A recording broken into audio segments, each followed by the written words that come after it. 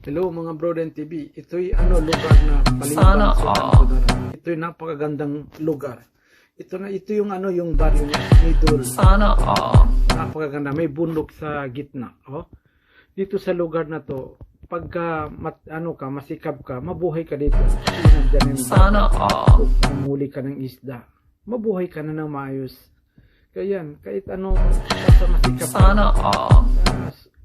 Kumita ka naman, di ka mahirapan.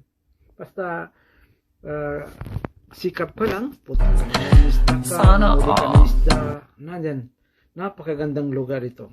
Libre ka na sa kahoy, lahat ay libre. Tubig. Kung gusto mo maligo, nandyan yung dagat. Napakaganda, tahimik ang lugar nito. Yan ay Barangay Middle. Yan, Palimbang Sultan Kudarat.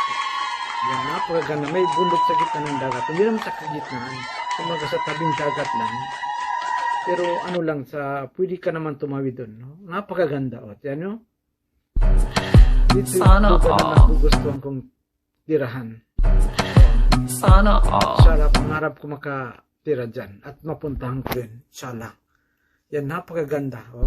Pangarap ko bumili ako yung panbot, gano'n, pambot. Ganda rin sa, basta yun.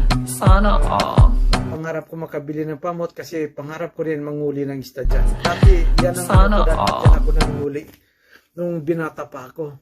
Dyan, nung estudyante pa ako, first year, second, third year, high school ako. Dyan ako nanguli ng isda. Sa dagat na yan. Pero hindi dyan, doon banda sa malapit doon sa poblasyon. Sa Bulyok. Doon ako nanguli ng isda. Hindi pa pupunta ng eskwelahan. Ay, manguli muna ng isda. Yan, napakagandang lugar yan. Ay, kayo mga Broden TV, kung gusto niyo pumasya sa lugar na yan, pasyal kayo. Magdala lang kayo ng pagkain niyo, yung baon.